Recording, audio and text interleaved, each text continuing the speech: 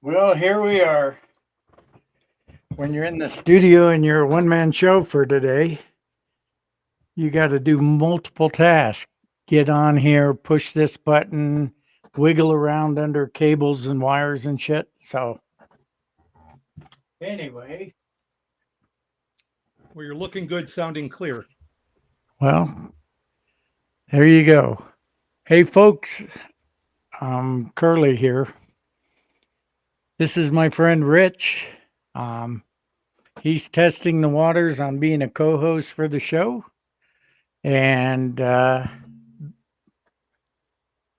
he's in an undisclosed location in a major area where it isn't like up here at Studio 66, 80 acres, no neighbors. It's beautiful. It's almost like being at Hey, NORAD, where I'm yeah, at, with all the yeah, camera systems I have. yeah. Well, up here you can see them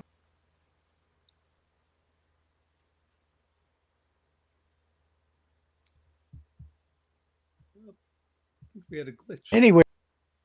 For con, we don't really have a topic per se. I know we had talked off air about doing uh, talking about missing people and that kind of thing because that's something that's really important. But anyway, you spent how long? 35 years in law enforcement, I spent just at 35 years with the Maricopa County Sheriff's Office. and you're retired now. I am retired, yes, sir, as a deputy. Right on. So between us both, we have well over 50 years in law enforcement.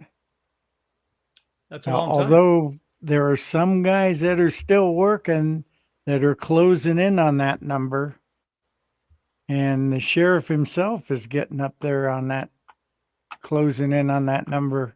So Well, I don't know Maricopa, if what's that? I was just going to say, Maricopa County is blessed right now having a phenomenal new sheriff at the helm. Oh, absolutely. He's a great guy. I mean, absolutely great. You know, he was one of the academy instructors for me, and we were doing an inspection, and I spent time in the military. I already did that, so I knew how those things kind of rolled. I had my shoes were spit shined. I had everything perfect. Sport coat, white shirt, black tie, everything. He steps in front of me to do an inspection, and I kind of busted his chops over it later. He's looking at me, opens my sport coat on a pocket inside. There's a little bit of a thread hanging down that he called an Irish pendant. And yeah, that was it. That'll get you. Yeah, I had to write a memo. Hey, I got to click something real quick. Anyway, tell us about your background and why you want to do this. Well, I'll start way back. Again, just finished up 35 years with the Maricopa County Sheriff's Office. I began my career as a reserve deputy uh, back in '89, and then I went over, graduated after graduating from the academy at Glendale Community College. I then went over full time and went through the Phoenix Regional Police Academy. Graduated Right. there. Started out in patrol with the sheriff's office. Did a stint in um, district detectives. I worked the highway interdiction and ancillary duty for a period of time. I worked warrants as an ancillary duty for a period of time. Um, Last 15 years of my career, I was a negotiator. I left my career being a senior crisis hostage negotiator with the sheriff's office. Um, and I also spent about 30 years on the peer support team, beginning the initial team back in 1994. Wow. So that's a Wow. fast forward through my career.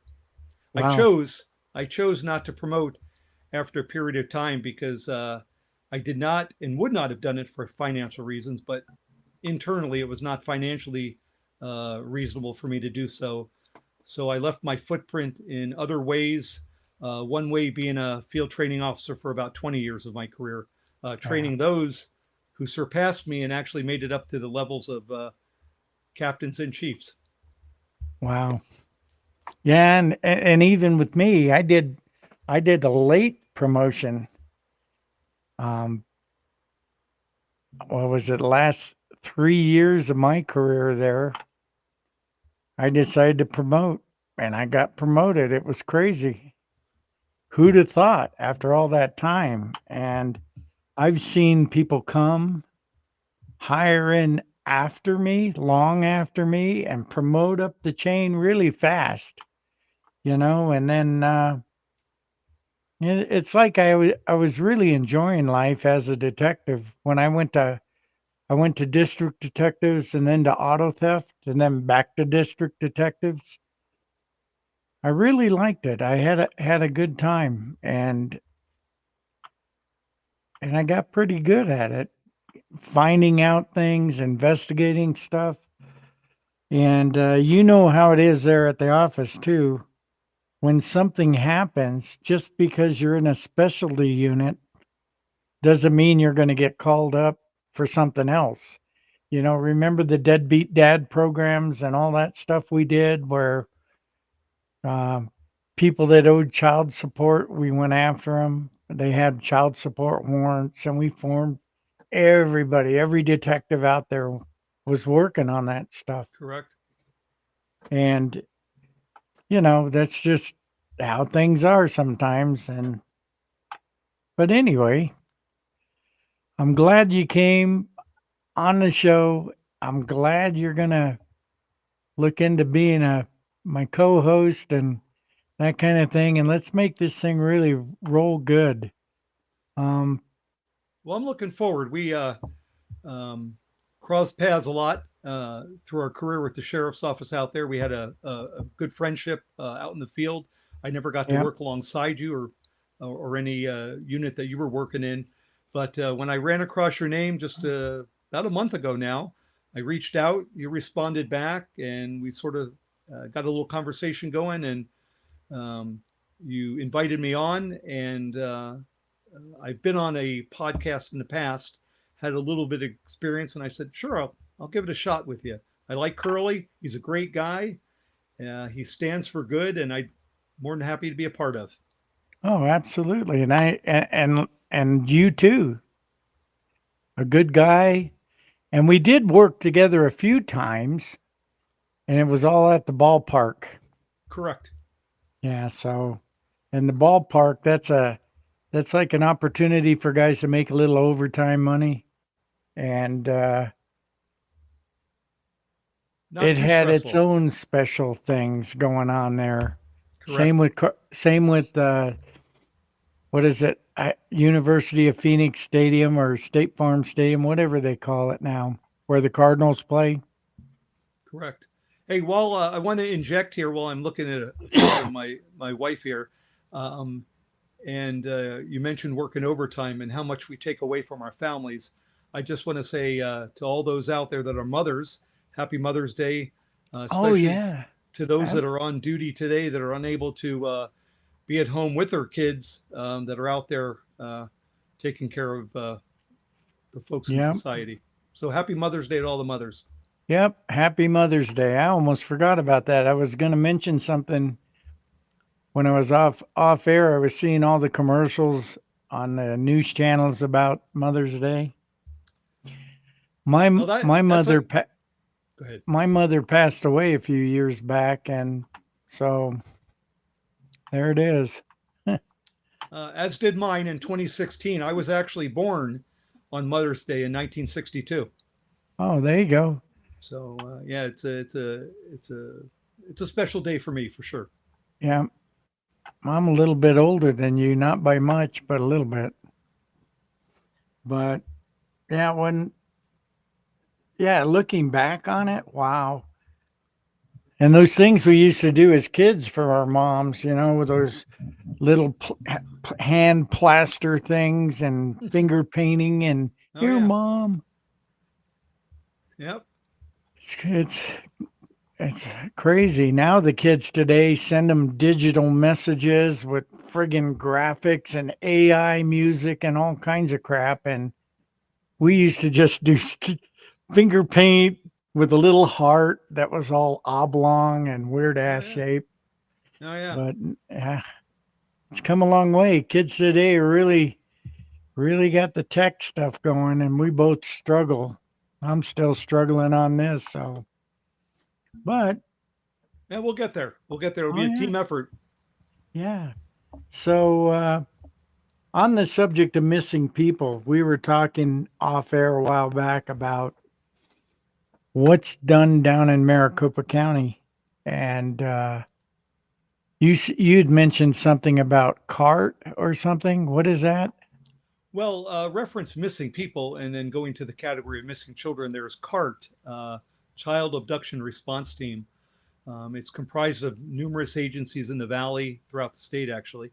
And if there's an incident where a child is abducted, um, obviously a call goes out to the agency of the area of responsibility, and then they put in a CART request. Those people associated and affiliated with the CART team respond, and they of course do their pre-brief huddle, but each person has a specific function in CART.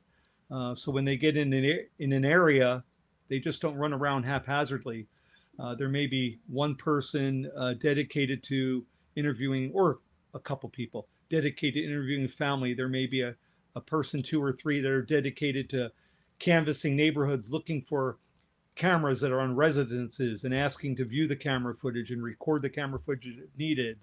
There might be a team dedicated to, I'll say, the technology aspect that'll contact those responsible for running the traffic radar cameras in the area, the intersection cameras, see if they've had a description of cars, if they can see times and maybe that car going through intersections or in a neighborhood. Right. So it's a well organized, and again, this is more for children and the missing people, but the CAR team is very well organized response to be able to locate missing children.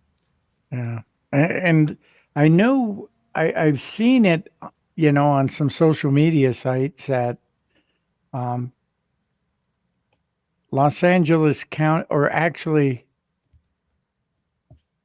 LA Police Department, Los Angeles Police Department, they have a homicide unit, but they also have a unit within homicide that's missing people. Uh-huh. And and it's the same thing. And if somebody goes missing, if there's like windows of time that pass. If you have, like, for instance, they have a show, the first 48, I was just about to say your having to first. yeah, it's having to find out what happened within 48 hours, or it starts going cold, or you know what I'm saying. And that's the case with missing people, the same. But the problem, and I've had guests on the show, in fact, Rhonda, who's missing in Arizona, has a Facebook page. She was on the show talking about it. People get forgotten about once it's a missing person, and then they do the initial thing, they do a little search, they don't find anybody. It's pretty much done. I mean, it's over. But I don't know the percentages um for missing people that are found, as far as how they're found and that kind of thing, or if they're located. Yeah. I do know that there's like little anomalies out there. For instance, what was her name? Elizabeth Smart, that disappeared for all those years and was found at a home, I think up in Utah or somewhere. Just here she is, years older, but she was found. And a lot of it, it's not the case. They usually find remains. And like up here in the rural areas in northern Arizona, a hunter stumbles across the remains of somebody. And, there's more that can be done about it because I know you probably worked on missing persons cases and different things over your career. And somebody goes missing, on the initial stages, it's all hands on deck.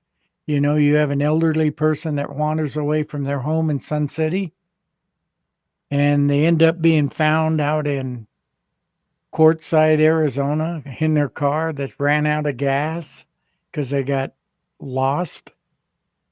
There's a lot of things that go into it. And right now, currently up here, there's two recent missing people. One was the Chelsea Grimm case that she's still missing. They found her car.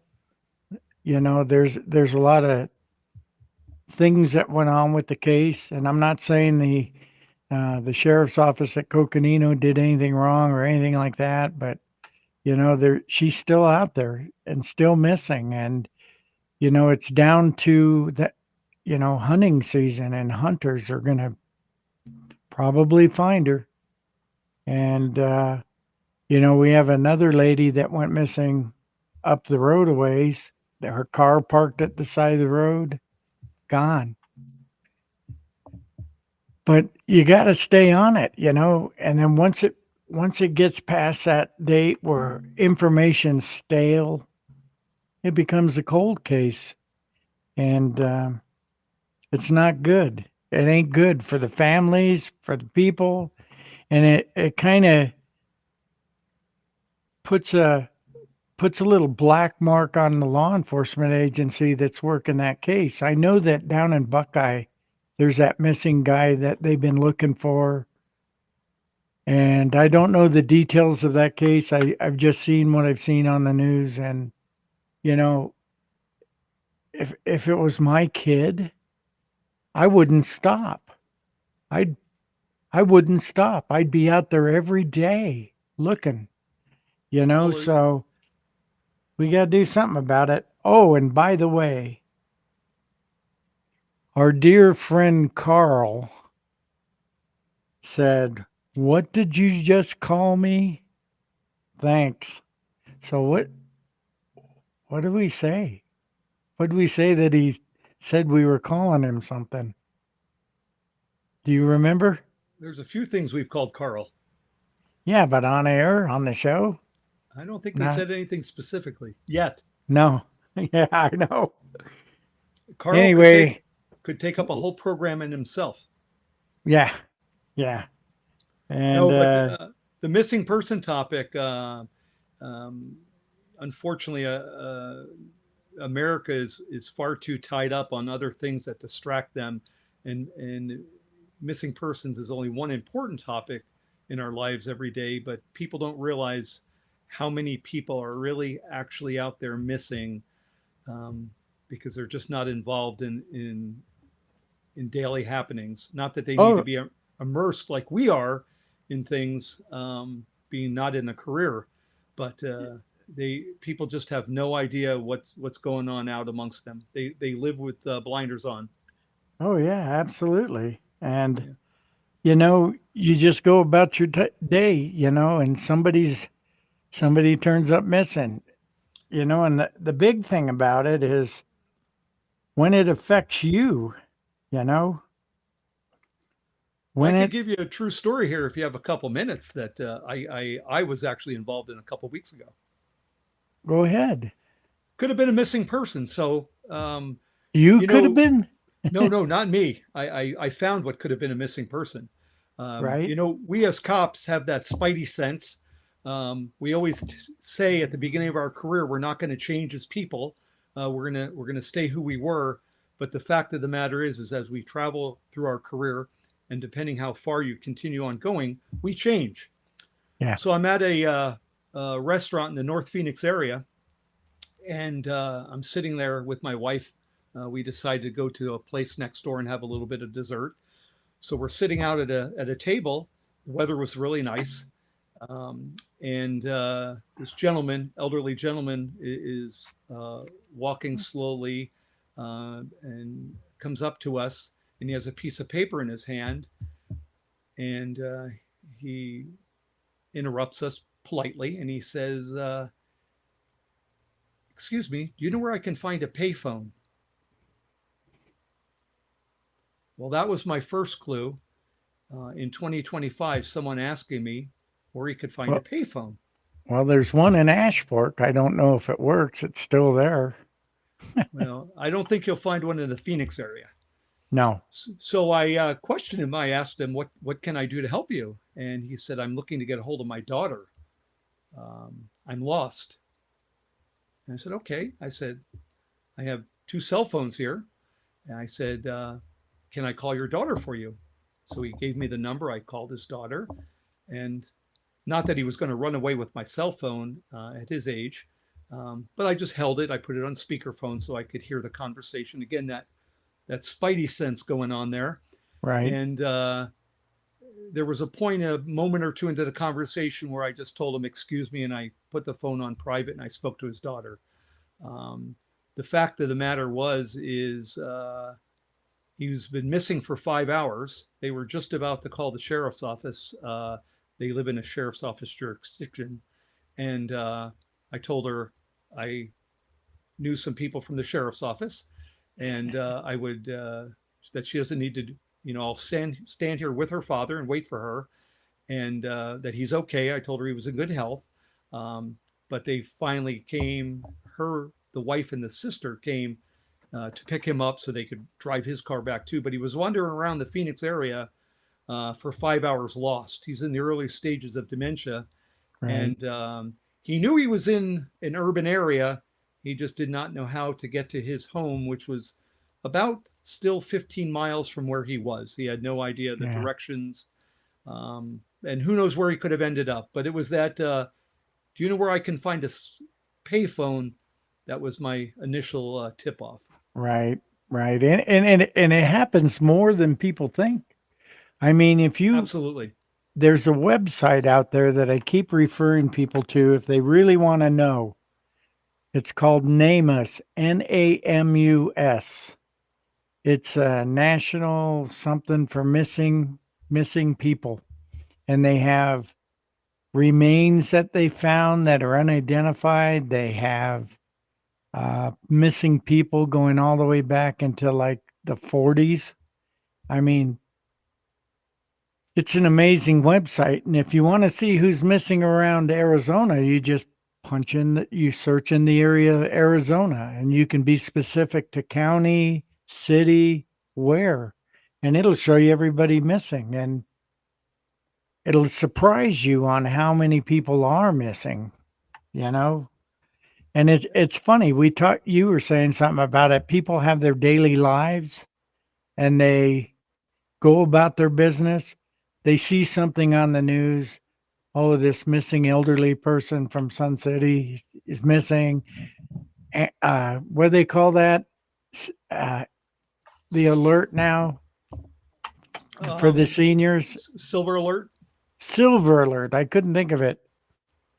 But yeah, so they have silver alerts, and someday my car is going to be on there. But the you see it as you're driving. I don't know how many people actually pay attention, actually look, and if anybody's actually been found that way. Because, that kind of thing's important, and it still goes back to it takes a community, law enforcement, no matter what it is. You can't be an effective law enforcement officer unless you have a community that's willing to work alongside you and help you. There's no Yep. way, so people need to get a little bit more involved, because what's going to happen is it's going to turn around and it's going to happen to them, either a grandparent or a kid or a spouse, or somebody's just going to disappear. And Wait, who are they going to call, The neat thing about today's society is the technology, and going back to that story I just told you, these the family actually had an Apple AirTag in the car that he's normally in, but they left a set of car keys to another car accessible to him. So that's the car he actually got in and drove around in. So they weren't able to track him. But you have Apple AirTag, and you have some other Right. uh, products out there where if you do have an elderly individual, or even putting in your child's backpack, you can actually track people and Yeah, sort of cut down. you could sneak it in his wallet if brings a wallet. They have little cards now, from what I understand. Correct. Yeah, it's come a And long way. what's that? I said it's come a long way, technology, for the good and for the It bad.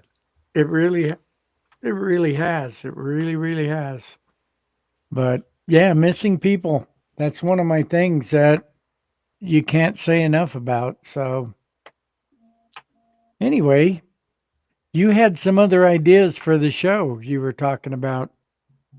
Oh, there's lots of folks out there that you got the cogs in my mind turning that I think would be an awesome additive to the show. I have some folks out there that are authors of their own books that are in law enforcement. Right? I know some folks in the financial industry that focus on public safety, first responders, which a Right. lot of guys don't focus on themselves, and ladies, and they need to for their career, especially. It comes to an end quick, so you want to prepare. So yeah, there's a lot of thoughts and ideas I have that I'd like to throw at you, and hopefully they'll be Well, let's make worthwhile it viewing. work. Let's make it go. Let's make this a thing that people can watch and get information from, and then still have fun doing it. Absolutely, absolutely. Oh yeah. So But anyway, I don't think Carl's responded to his comment and what we were talking about. I don't know what we called him. What did you just call me? I don't know, Carl. He's for probably some giving us he's probably giving us his famous stink eye right now. Go- there's Crazy Carl. I used to call him the Tasmanian Devil. But I'll tell you, if there's a individual that you wanted to back you up when you were out there on the streets, it was Carl, because there was nothing that would stop him from protecting not only you, the other people around him, but himself. But he's definitely the guy you wanted to be there for you. I worked Oh with yeah. Carl as a With reserve deputy, and when he was a reserve deputy, and then he went full time with the Maricopa County Sheriff's Office. And I believe you worked with him as a detective I for some did. years. But That's why I know about stink eye. yeah, but great man, great backup. Yep. He's a good guy. Yeah, he's the And one that when he took the oath, he dove in all the way, because I'll never dog anybody, but this career requires a commitment in many ways, and if you're not able to commit, then don't be in it. That's all I've got to say. yeah, well that's the one thing you touched on a little bit was your job. Just when you get into law enforcement, you're spending pretty much all the time at work, it seems like, and then you don't get to see your kids grow up very much. You don't get to go to school plays. You don't get to go here. Little vacations or fishing trips you miss out on. And the next thing you know, they're grown up, going to college, and you're moving closer towards that retirement. And you got to be able to spend time with the family. And I think and that's one thing about uh, Sheriff Sheridan now. One thing about him, he's big into the family thing and I think the office is moving in a better direction than what it was. So, Yeah, this public safety doesn't only affect police officers, but surely the fire department and nurses, the first responders as well. We give so much, and we immerse ourselves in the job, in the career, that we sometimes spend more time outside the house than at the house. Yeah. And then when you're a detective, you're on call, you're going, you're running, you're doing stuff, you're following things up.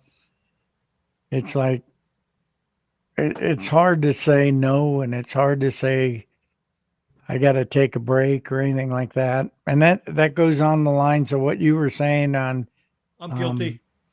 peer support. Same thing goes there because you see things. And I had a gentleman on my show from Wisconsin who had some mental health issues that he had to step away from law enforcement for a while. But think about it. We spend a year, 35 years there, 27 with me total. And then you spend a career doing that and you see things. I don't know what the statistics were. Again, I'm not a big statistic guy, but I saw a thing where the average person has one or is exposed to one or maybe two Yep. critical incident type things over a course of their lifetime. And you have a cop or a firefighter or even dispatchers that have to listen to that. Yep. They get exposed to that. They say over 700 in their 20-year career. Yeah. Oh, yeah. Sometimes more depending on where it is, Yeah. and Multiple a and day, multiple a week, a month, a year. And we come home and we put on a smile and throw it in a box. We and have a move on. box in our head that we throw all that shit in. And then years later, out of the weirdest things, and it goes along the lines of PTSD that military guys suffer from. Well, hate to break it to you, law enforcement has that stuff brewing in them as well. So It's real stuff. yeah. Absolutely. So and I know the sheriff is doing a lot of stuff in those regards. He's doing things at the office, and I really like it. I want to try to get him on the show again for a 100-day report to how things are going, how things are changing back to being another family environment. That that would be a good thing to get the sheriff back on here. So I think it would be fun to have him back on the show. I saw your two episodes prior. yeah, I thought they were really good prior to his election in office. So, yes, I'd like to get an update on the 100 days plus and see how yeah, things are going. yeah. Because he is elected, and I'm sure the people of Arizona and especially Maricopa County are going to want to know because that's a big topic right now. Law and order and crime, and we'll see where he stands on it. And I know that he's also working on the elimination of the monitors and getting that done and getting that to make it so it's a little more fun for the deputies and detention officers that work there. So, Correct. He inherited a lot of problems, which he knew he was going to inherit. He hmm took on that responsibility, but since he's been in office, he's made a lot of little changes internally. People are really excited and happy. right. They're waiting for the big changes to occur down the road here, and I think they will happen within this year, or even possibly at the beginning of next year. They're going to see some good changes that are going to be um, really good for the people of Maricopa County and also the employees. Yeah, that's going to be great. And yeah, because I remember when I promoted and I was there and I was a sergeant, I was stressing out big time over everything, paperwork, this, that, blue team, all kinds of stuff. It was just overwhelming. You wanted to go out and do your job and mentor younger guys, and it's like your hands were tied and you were stuck in the office doing that stuff. Well, hopefully it'll change. I remember back in the day, uh, yeah, the sergeants would be out there in the field, the lieutenants, even captains helping you. I remember Yeah. captains being in vehicle pursuits. The days we're in now, a sergeant can barely get out of the office unless it's a critical call to mentor his people and spend time with his people. He has so much paperwork to do um, that it's just And then unbelievable. then throw in reviewing body camera footage, and Correct. it wasn't like you were reviewing it because there was a critical incident or something attached to it.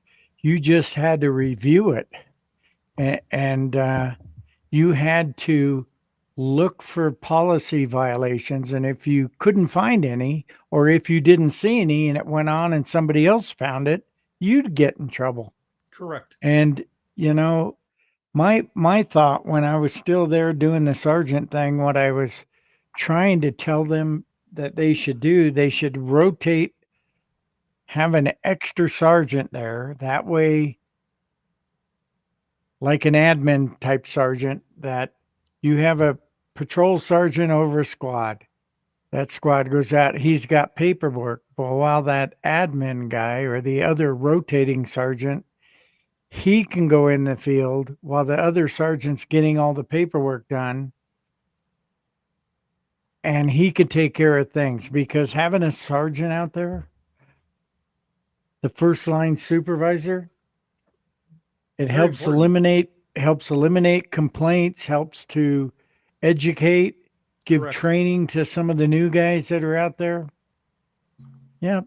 And some of But our then again, sergeants, I apologize, some of our sergeants, after having been promoted from sergeant, they come into that position with a lot of skills. You know, they've come from homicide, they've come from auto theft, they've come from people crimes, property crimes, and these are the type of calls that come in, and they can help mentor their people on these calls instead of being back at the office stuck doing paperwork.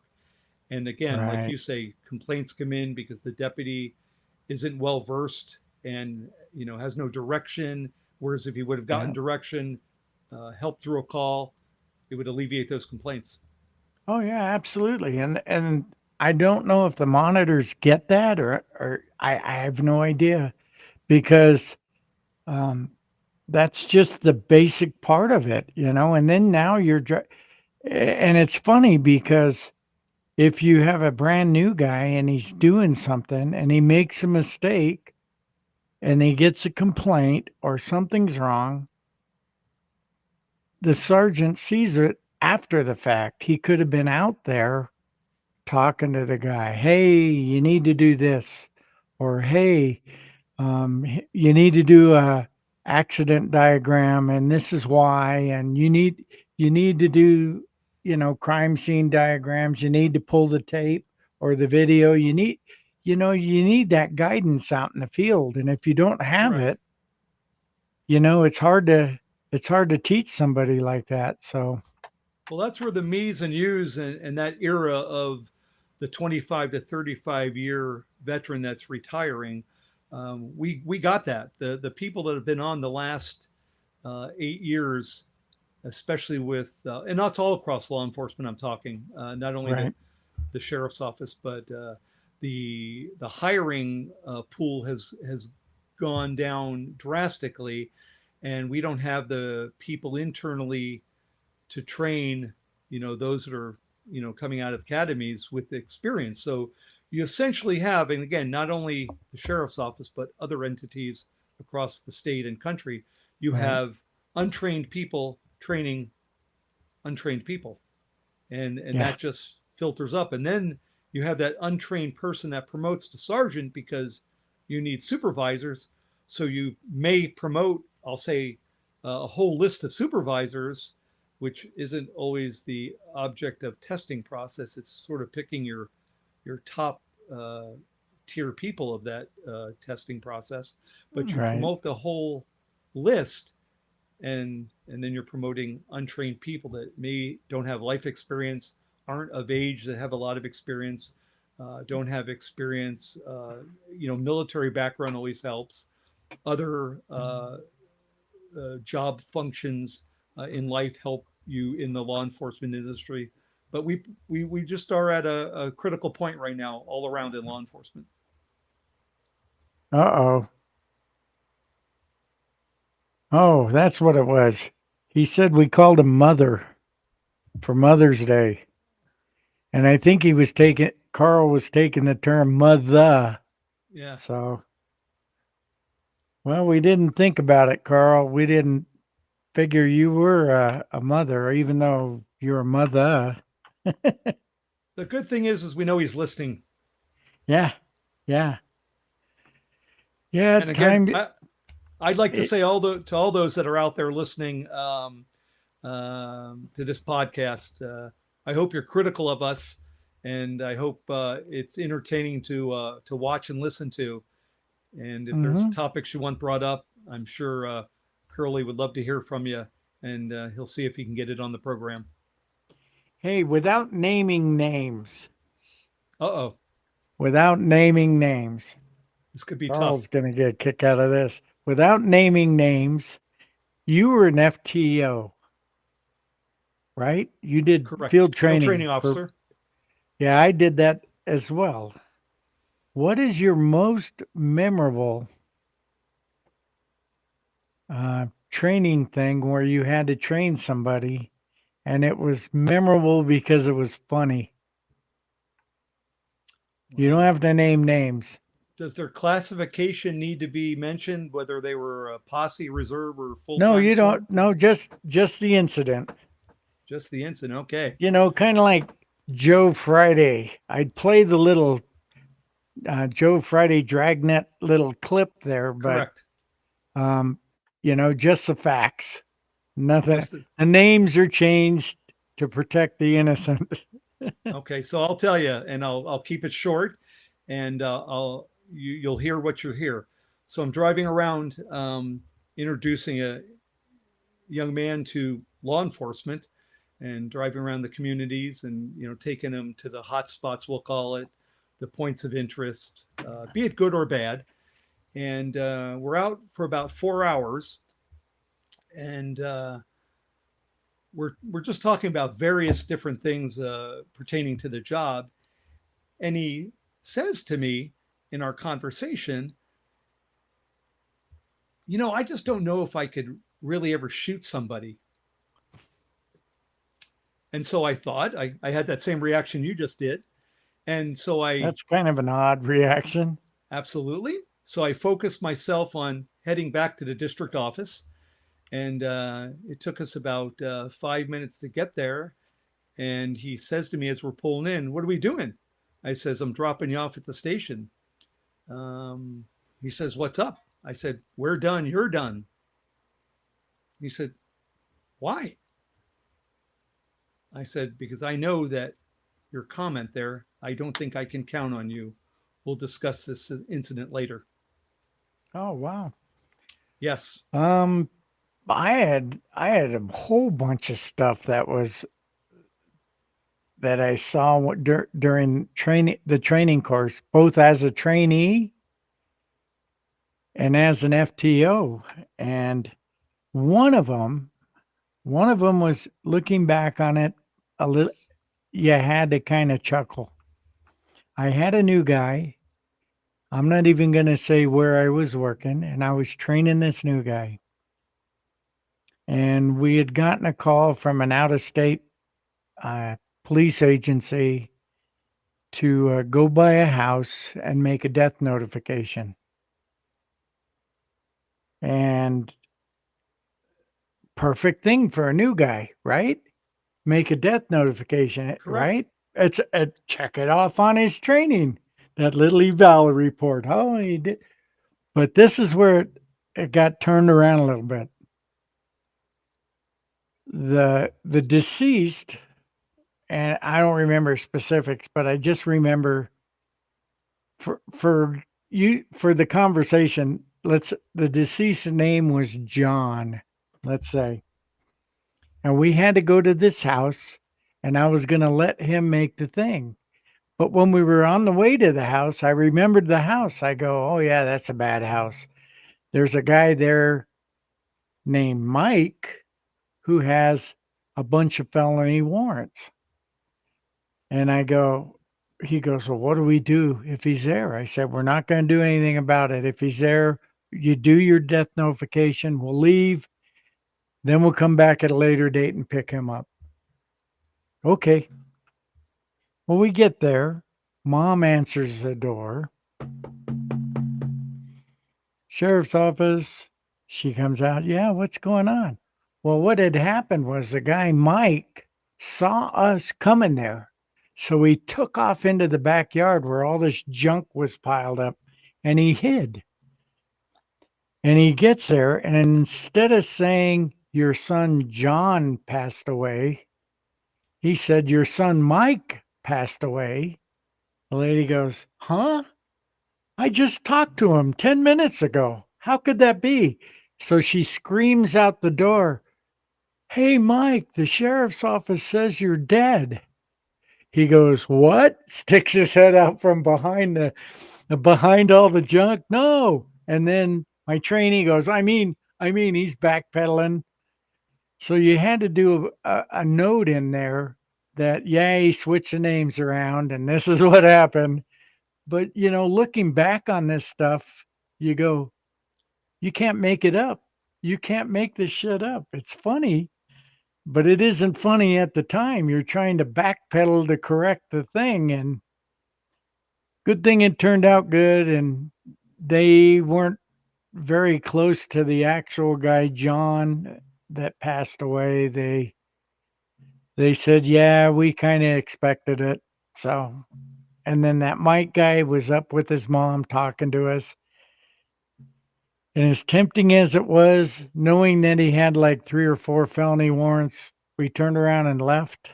Held off right then. Yeah, just because of the notification process. And you got to take that into consideration. So that was one of the times that I was training a guy.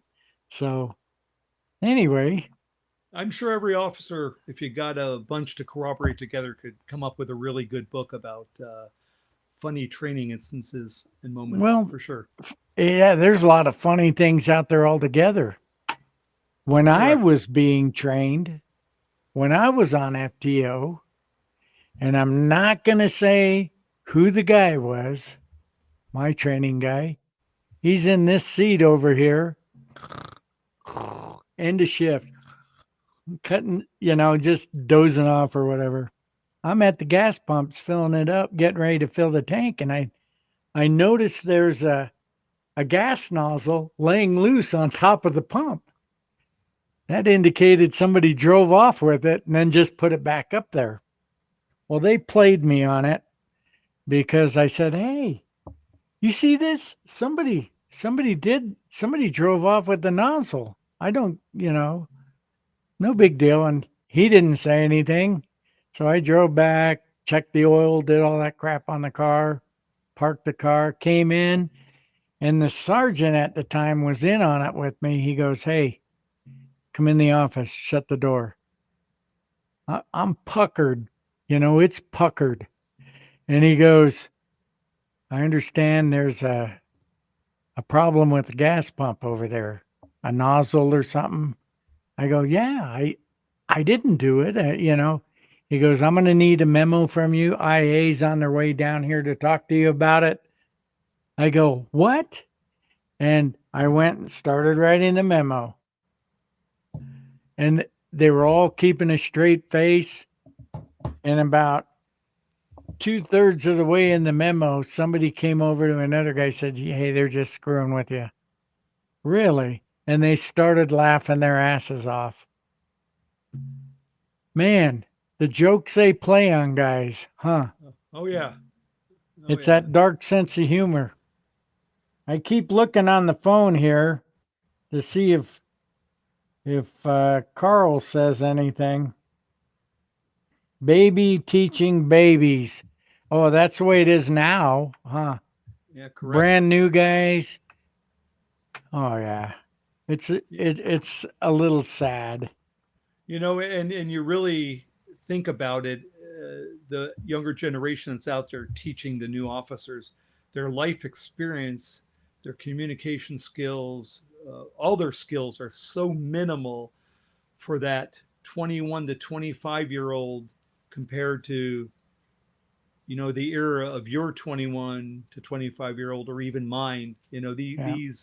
These kids out there don't even know how to change a tire. They have to YouTube it, or they have to uh, call AAA to change a tire for them. They have no concept, and they're not able to just, pull over. They don't even know where the tire changing kits are in their cars, let alone Yeah. anything Yeah. beyond that. Yeah. And that's the simplest of one of life's tasks that we should Oh, be and able to do daily. there's another thing I did, and I won't say where. I had a trainee with me, and I think it was the same gentleman that screwed up the names. We're driving down one of the roads. It's rush hour, They call and that a there's an pattern, by the way. what's that? They call that a pattern or a clue when you're a detective. Oh Same yeah. person. Well, we're driving, and there's a elderly woman sitting in her car with a flat tire blocking traffic in rush hour. I told him pull up behind her, go out and help her change that tire. So he does. He gets a tire change, doing the community service thing, which is good. It's really good to help her out. And I said, and then now tell her we'll follow her over to the tire place so she could get a tire fixed and all that. And then hand her your business card and ask her if there's anything else she needs. Don't hesitate to call. Like that. He didn't know why. He was out there sweating, changing a tire. It's 100 and something degrees. And we did that. And I said, the reason you give your card out and the reason you do nice things for for the community, especially that the elderly woman, I said, that's somebody's mom, somebody's grandma. How Correct. would you like yours to be dealt with? And then I told him the other thing. And people in this community, the older people, to have a tendency to write letters. Correct. Well, she did. He got an attaboy. Great. And you know the rule on attaboys, you got to have 8 attaboys to get rid of that one aw shit. But he did that. He got a letter, and it was funny. And I don't remember exactly what it said, but it came to him, and he's reading it, and he brings it in and shows me. He goes, look, I got an attaboy. And she goes, yeah, this deputy helped me change my tire. He followed me to the tire store. This is a great example of deputies at the sheriff's office and that. I don't know who the old fat guy was sitting in the car, but it was funny because she mentions me as sitting in the car, an old fat guy, and we had a laugh about it. But I gave him a life lesson: be nice to people. Don't drive by them and not stop to offer help. And that's what you got to do. Yep. You So got to be able to do that. that brings a thought. When I was an FTO, I was a hard charger, hard worker. Always have been my whole career, whether I was training or not. But my rule was treat everyone you run into like they were your wife, mother, daughter, or sister, and think how you would want them treated. But Yeah. if the other person changed the rules, then you gotta play by the rules that they changed it to. So if you had to become a little bit more hardcore, direct, stern, or use force, then so be it. They're the ones that dictated that, not you. But your approach can just be normal. You don't need to be badge heavy, and you don't need No. to, throw your weight around as a And law that's where enforcement that officer. and that's where you said those life experiences, those Correct. Yep. life lessons that you get having experienced a lot. That's why, Correct. like, military veterans that get out, they have that regimented schedule, they have the respect for authority, they have all these different things, these good attributes That we don't to teach. become a law enforcement officer. Yep. And then some of the problems, though, recently, of guys coming back from Iraq and Afghanistan was they were worried about these guys having PTSD issues, so a lot of them were hireable but needed to wait a year type of thing. And I've heard that a bunch when guys I knew that were vets from Iraq or Afghanistan, when they came back, they go, "Yeah, I put in for Glendale PD." And they had concerns about PTSD, even though I said I don't have any issues. They want to give me a year after I came back from combat to be able to do that. So yeah, it's kind of crazy, but that's just something we live with. And I think that they need to have in the hiring process more people with life experiences. And then the other side of it too, you need more senior guys involved in the process instead of some young guy that has been there 2 years. You I need some senior absolutely agree guys with in you. there. Yep. In It reminds pre-employment, me. Yeah. Oh yeah. It especially, reminds. What's I'm that? sorry, I said in pre-employment, especially, I believe uh, you need seasoned adult individuals. For someone hiring, it's hard to, I'll say a law enforcement officer or even a detention officer, but more so a peace officer that's going to be out on the streets. I think you need a mature person with a different mindset than just hiring someone for a position. You're hiring a law enforcement, a peace officer.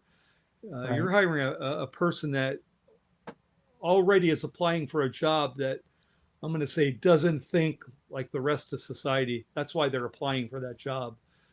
They're a different breed in their own. I know it's hard Right. for people to understand that. I know the average law enforcement officer will understand what I'm saying, but that's what I wholeheartedly believe. Um, we're a different breed, even as are the military folks, to even want to jump in front of a bullet. You hope it never happens, but to even think to want to do that, that's a different person you're looking at. Right. Yeah. One of the things, the hiring process that always comes to mind, and I can't remember the actual movie it was in, but it was a Clint Eastwood movie where he has to go to a oral board for promotion to inspector. And it was that one gal that comes in, and he's in there, and there's a observer, that lady from the city council or something. He's sitting there with his pencil leaning. Huh? You have a question for the applicant? Yeah, how fast can you run the 40? Remember? And then he goes, what are you going to do when somebody sticks a gun to your head and says, hit the ground? And he goes into that tirade, and it was pretty funny. But, if you think about it, there's a lot in that thing. You have the old style, old school cop who has that experience, and you got new people coming up. Granted, they got to learn it somewhere, but they can't learn it from another new body. They Well, can't. well, the new generation will just text the guy, "Hey, could you please put down that gun and not point it at me?" Yeah, text. What are you Yeah. doing? "Oh, I'm texting a barricade suspect. What are you doing?" I'm You telling know, them, please come out with your hands up. you say that that's a funny topic because back in I think it was give or take 2020, I actually did in a year's time 5 negotiations strictly by texting. Oh, wow. They wouldn't Yeah, but pick it up the must have been phone. younger people. Not too young, but they wouldn't pick up the phone. They wouldn't even talk into. We have a device called a North stand. It's basically a speaker type device where we can hear, you can talk to, but both things cannot be going on at the same time. But yeah, they would text. So we got the individual's number, and we had text messaging, and yeah, peaceful solutions to all 5 of those, thankfully.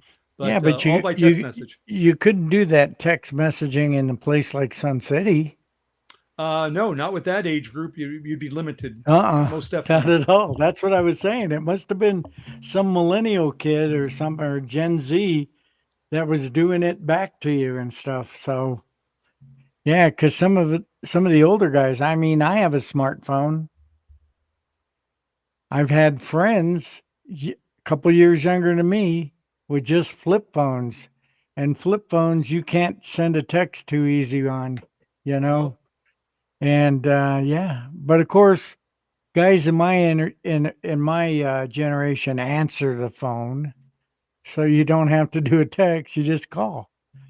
Yep. Yep. Yep. So For sure. yeah, so technology sure changing a lot, and that goes to I know that the office has drones now, some fancy drones and Correct. some cool equipment. I actually was on another gentleman's show on X a while back. Is Joe Lanou, a Texas guy, and they show a video, and they show it. It's called Night Court, and they show these videos of officers' use of force, and they get like it's night court or grand jury where people talk about the incident and weigh in as whether the cop was justified or not. And it was kind of crazy. The video we saw, and I don't know where it was. The patrol guys or patrol sergeant, I guess. I have no idea, but fired up this little like special forces drone. There was a guy that was supposed to be barricaded in a quickie mart type of thing. So they opened the front doors, flew this drone in. I mean, Yep. it's out there on YouTube. So if anybody wants to see it, it's pretty cool. It goes in and flies the aisles, and then it finds the guy, and the guy's freaking out. What's I've been going there watching it. on? Yep. Yeah. Have you seen it? Yeah. No, It's not that particular incident, but I've been on incidences where it's what you're crazy. describing was occurring. It's crazy. He comes running out, he gets arrested. What was that thing? You know, it's funny. I mean, it's cool that technology can advance to the point of doing that. Um, But let me trump you on that one. The technology, one of the local valley agencies, and a lot are going to it, and I don't want to get too descriptive, but they have drone programs where drones will be launched on an initial call of a critical incident, which obviously can fly line of sight to an incident and give a aerial overview to responding officers on their phones or on CAD systems so they can see what's going on at the incident prior to their arrival. That's where we've advanced to. wow. It's and believe it or not, I know that the SF guys in the military had that kind of technology for what they were doing because I've seen those little tiny drones that they just open up like a little pelican case, pop, flies up in the air and over a hill, and it's quiet. It does, and it's got great video. I got a drone. I don't know how to use the damn thing. I tried. I can't use it. But these young guys coming up, you gotta find the right guys that want to do that. Correct. Yep. You got to get the right guys. There's got to be the guys that are thorough on that stuff, that learn that stuff, that are teachable. Because I remember teaching a few guys that they had attitudes. I go, look, dude, you spelled this wrong, or you did that. You should write it like this. And he goes, why? And I go, you got too many that's in there. For example, she said that. He said that. And I go, you got too many that's. Well, I don't think so. Okay, turn it in. And the sergeant there at the time, I won't name him, but you'll know who I'm talking about. He gets the report he's reading it, and he's yelling for me, Curly, get in here. What are you teaching these new guys? And I go, hey, Sarge, I tried to tell him not to use so many of that's. And he goes, tell him to come in here. And he calls him in, shut the door. I wasn't even allowed in for that ass chewing. And he goes, you need to listen to your training officer. You need to do this. You need to write it the way he says, because I'm the one that reads it. He's been around a while. He's been a detective. You guys need to listen. And the guy's like, yes, sir. Yes, sir. You know how it goes after that. So, Did he advance in the office? The deputy. uh, I don't know. I haven't really talked to a lot of guys. Some you can almost pick out from the beginning if they're going to succeed or not. They have that attitude as you're describing. It's either that or they got really thick knee pads. Uh, They got it yeah, to, those are to evident too. yeah. Yeah, You unfortunately. get, yeah, you got to look back and go, man, that kid's going somewhere. He shows up with knee pads on. So it's like that in every career, huh? Every job thing around, you'll have individuals that do what it takes to get promoted. So Yeah. anyway, I'm looking to see if anybody else wrote anything now. And I think we're just about out of time. It's It looks like, like we are getting there. yeah, this was kind of fun. I know that as a co-host type of deal, we'll be able to bring you in like we're doing today, talk about topics, and I'll bring on a guest if you have ideas for guests. In fact, I was going to tell you is it next week or the week after? It's coming up. I have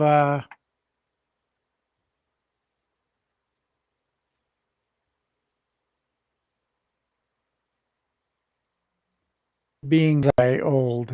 I'm not super old yet, but I'm quasi old because I have a smartphone and I'm an older guy. So let me see. There's a there's a lady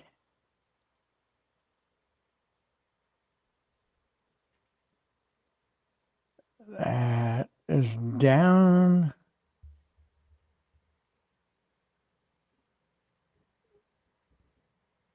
I'm looking for it.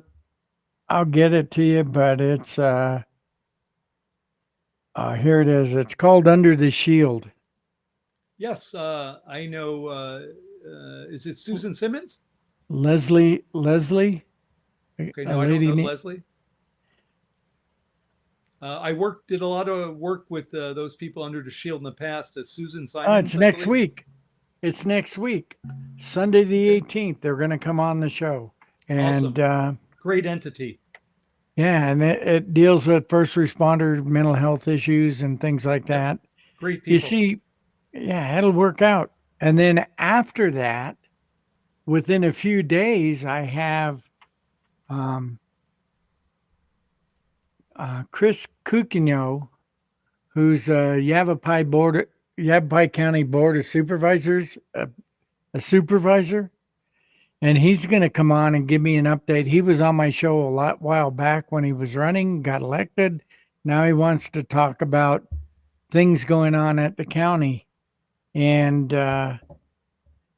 one of the topics we were talking about were Californians, how they move here, seem to weasel their way into politics and get elected and then change things. You have you ever driven up north, Rich? Have you ever driven up here? Yeah, I've driven up to the Williams area. Chino Valley, Uh-huh. the Chino, the 89, the Correct. roundabouts, all that bullshit, roundabouts. That's all they thought about. And that's the California influence in those communities. In fact, it's kind of funny because when I go down to Chino Valley or I go down to Prescott, Chino Valley, I now call San Bernardino East.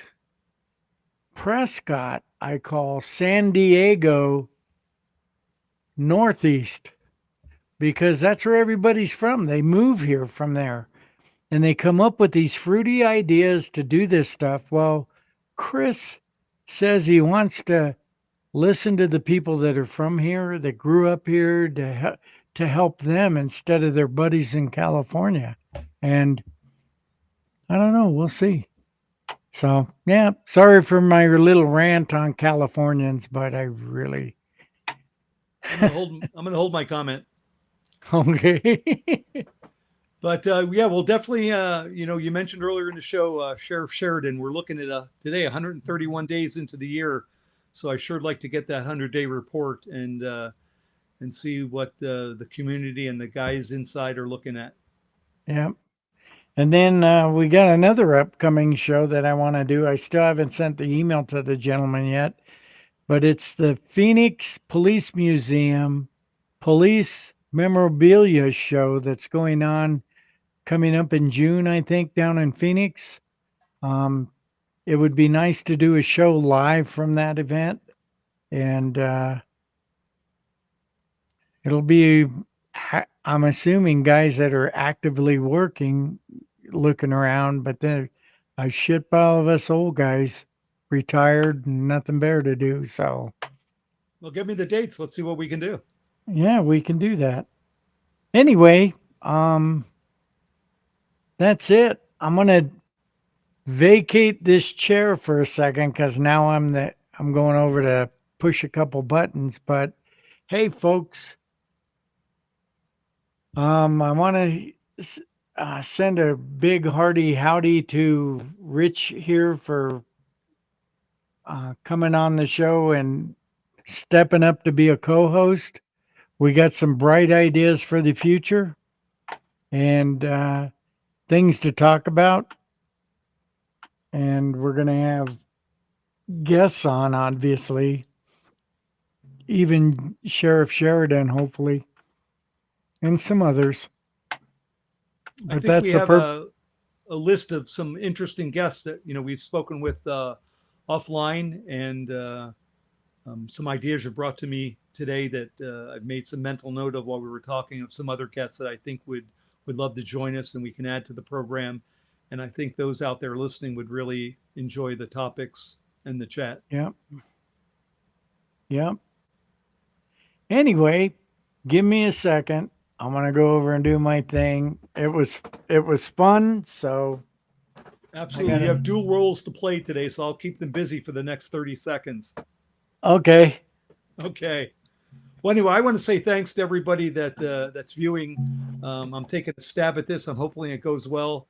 I've enjoyed doing the casts I did in the past with others, and I hope this one will go good. So thanks for tuning in. Appreciate you guys listening, and hope all was fun to listen to. I'm signing off.